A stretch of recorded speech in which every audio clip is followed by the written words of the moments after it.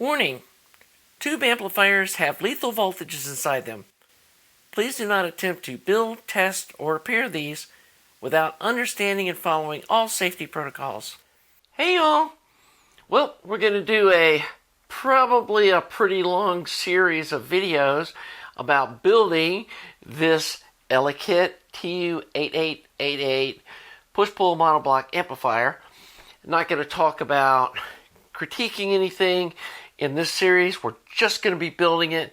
So let's get busy putting this thing together. So here's our chassis. Let's zoom out here and get a look at this guy. And one of the things that doesn't have it in the instructions, but that we're going to do is I'm going to grind the paint off of the inside of the chassis right here where this standoff for the power supply goes, and we're also going to grind the one off over here which is the signal ground. And we have this little short guy that uses a big bolt, and then we've got 4 over here that go for the standoffs for the circuit board. So let me grind the paint off of this. Okay, so we got the paint ground off of these 2 spots here, and we're going to install this guy and these 4 standoffs. Now, I've got some black button head Allen bolts, 3mm, that I'm going to use for this, so that all the bolts that are visible from the outside are black. And then they do give you this little toothed washer to put on the bolt that goes in this corner here.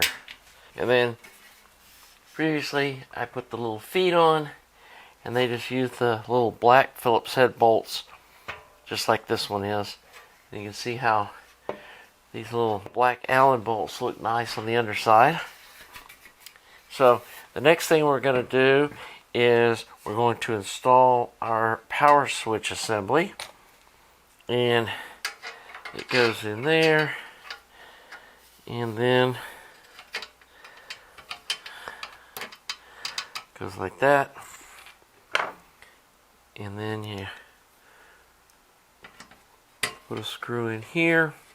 Now they give you some screws to put in here, some self-tapping screws that thread into the plastic. That just didn't seem like a very solid way of connecting that. And so again, I've got a couple of these little black Allen bolts that we're going to put through here, and then we got some nuts to put on the inside that I think is a better solution than threading into plastic. If you don't have this hardware, you can use what it comes with, but I just think this is a better connection or solution than threading into plastic for something like a power connector that you're going to be pushing and pulling on.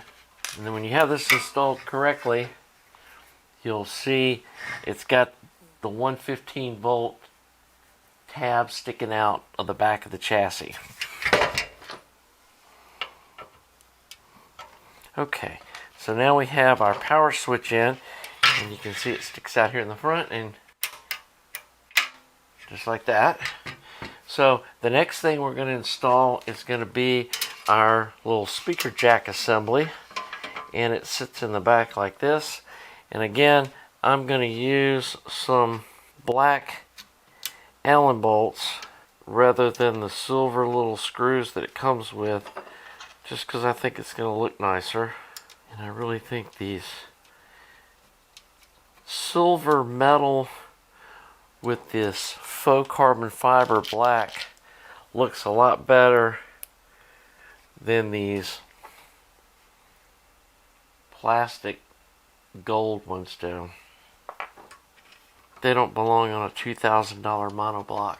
I don't want to sound critical, but there are some things about this amp that, while they do sound very good and they've got quality parts in the electronics, a little bit of the build quality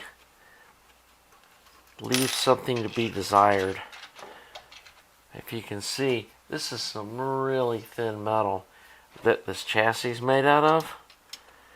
It's nowhere near as thick as like those powder coated Hammond chassis that I use or that you can buy. And it's not even the gauge of like, you know, an ST70 or I would say even the Ricelong A12 has that stainless chassis that's thicker than this stuff is. And I get they're trying to meet a price point, and maybe they're just kind of used to using this gauge metal on their lower end products, but I think if they're going to try to really get into like audiophile quality space of products, they should look at maybe getting some thicker metal for their chassis, just so it feels a little more upscale. I can't imagine it would cost a lot more to fabricate these out of like some 18 gauge metal instead of, I don't know what this is. I'll measure it before we do our final review. And then, like I said, these are going to come up and go up to the back of the output transformer. So now we're ready to put the main board in, and it's going to sit like this, just like that. And there we go. And the only real thing that you need to do here is you need to make sure that this RCA jack is centered in that hole. And once you get it centered in its hole, it's a good idea to get one of the screw that holds it in place and go ahead and screw that in. And it's the smaller of the Phillips heads.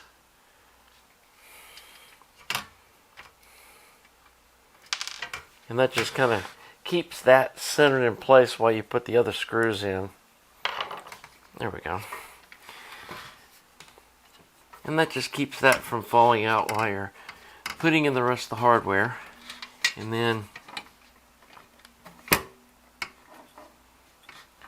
the next piece is we're going to put these two larger screws in the back.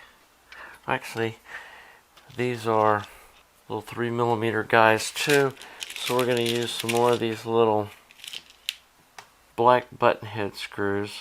And again, the hardware it comes with is totally usable, but I just think it looks better with black screws that are just kind of disappear rather than using hardware that's like, hey, look at me, I'm a screw.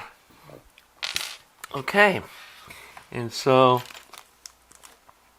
the next piece is just coming in and screwing down these Phillips head screws that go into the board. There's one that goes into the middle of each of these 8-pin tube sockets, which is, I think, a nice design. It gives it some strength while you're trying to install and remove those tubes.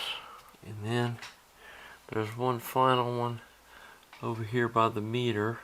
And there we go. There's our main board mounted, and there's a little power switch. Turns it on and off like that. And again, I like that they've got the switch back here in the back so it's away from the noise, or you don't have this, noisy AC up here in the front of the amplifier. They use a little relay rod in the back. That's kind of a neat feature.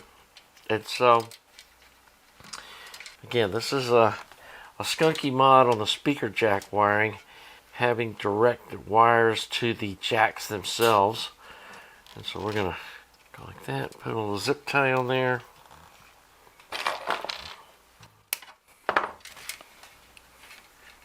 Just like that.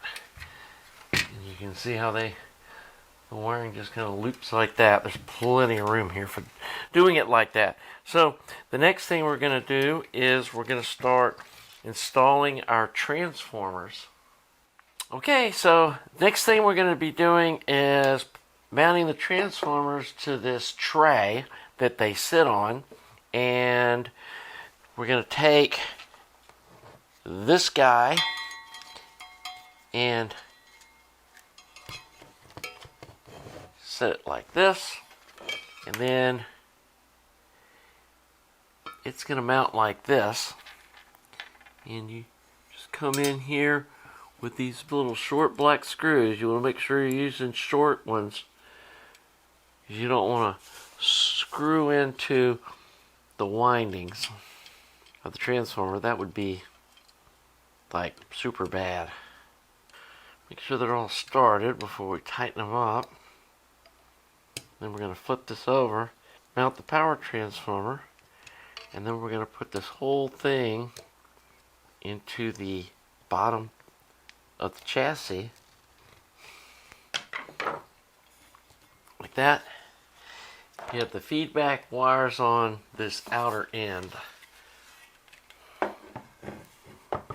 like that, and that's gonna sit in like this, and this is the front. So then we take this guy here, and it goes on like this, and we use these same screws to attach this guy,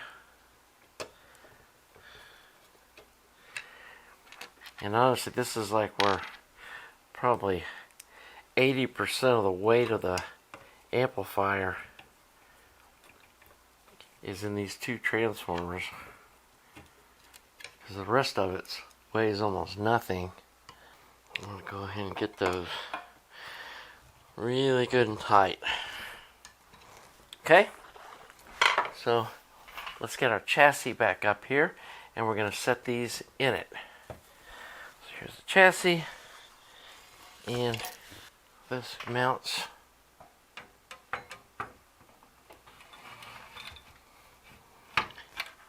just let it sit down, then you pull it all the way back, and then 4 screws that attach this to the bottom of the chassis, and we're getting really close to having this thing finished. And we're going to leave off the transformer cover and this front cover while we're checking the voltages, and then it's the final step. Put the covers on it, and we're all good to go. Okay, so now the instructions say to run this feedback wire like that, and then it plugs in right there. Then it wants us to take these wires, run them through here, and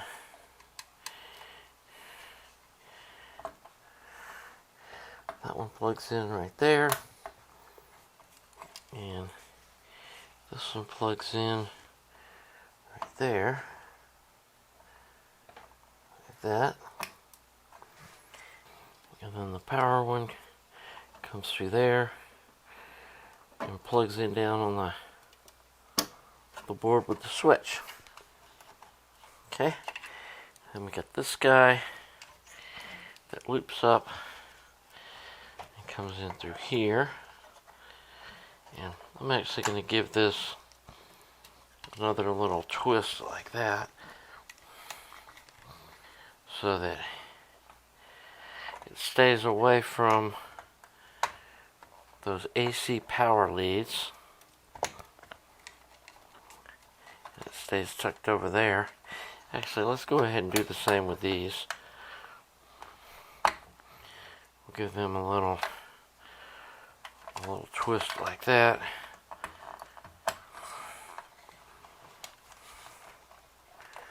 Probably wouldn't hurt. Honestly, I didn't even think about that. To go ahead and twist these up like I would the AC leads on any transformer. And there we go. And those are tucked out of the way. Then the last thing we got to do is hook up our output transformer wires. And so I'm going to run these like this, and we're going to run them over the top of this little piece here, like that, and then they're going to come through. Out of these we have the gray, and then the green, and then the brown. So to just make this really neat looking, we'll go like that, and then pull these through like this.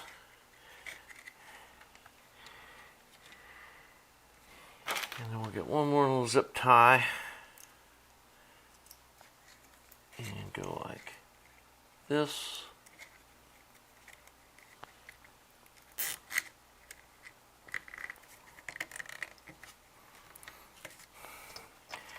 And tie those just like that.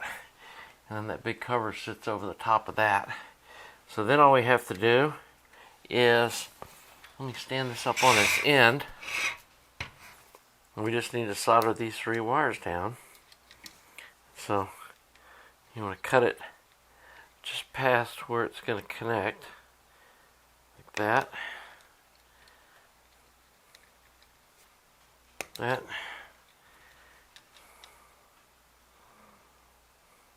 That.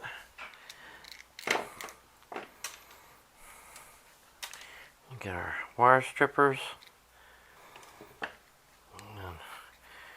Twist that up a little bit. Make sure we don't have any loose strands. And then come in with our solder and tin these wires.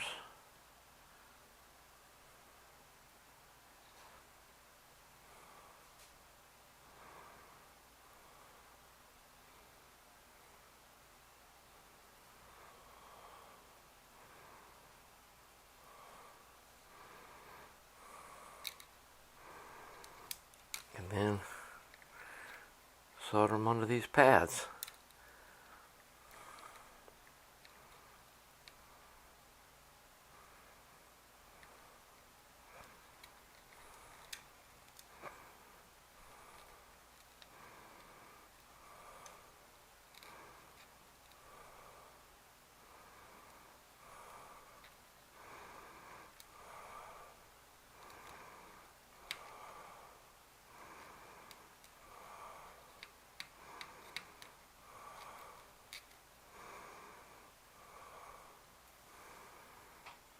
Just like that. Now we have the wires going directly from these solder connections to the wire being soldered onto the speaker jack. And then the very last piece we're going to do until we've done our voltage testing is get this front plate like this, and you get the little bushing that I showed you earlier for the power switch, and it goes in this hole around the power switch, and then you bolt on this front cover, and it comes with some little Allen bolts that look like this, little silver ones, that I think are going to look fine. And I will say this front aluminum plate really dresses up the amplifier and gives it a nice look. And tighten those down. So you are going to need a little set of Allen wrenches too to work on this. Before you power it up, make sure you screw these all the way counterclockwise. And then, like I said, before you put your nice tubes in these 9-pin sockets, get a tube that you don't really care about, and you want to kind of hold underneath here so the socket doesn't move around, or you can hold the socket like this and then put the tube in, and then pull it out and put it in and out 2 or 3 times to kind of spread these open a little bit.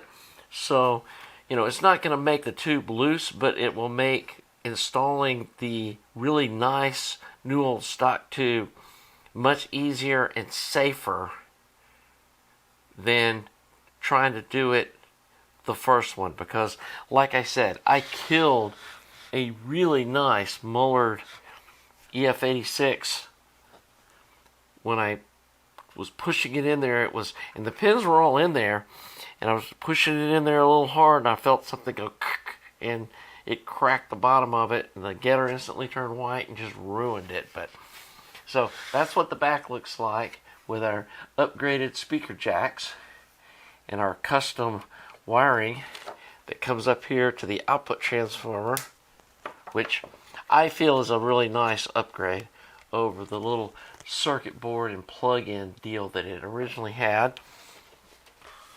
And other than that, we built this thing just the way it's designed. And there's the front of it with our power switch. And there we go. So this looks like a good place to wrap up our build. Next thing is going to be doing our first power up and checking some of our main voltages. It's got a whole list of voltages. The main ones I want to check are the ones on these signal tubes that are marked, which are like the cathode and the plate, that sort of thing. And then we want to check the plate voltage on the output tubes after we set the bias. So there we go. We'll do that in the next video. Thanks for watching. Well, I hope you're enjoying this build series. If you are, please subscribe to the channel. Please like the video.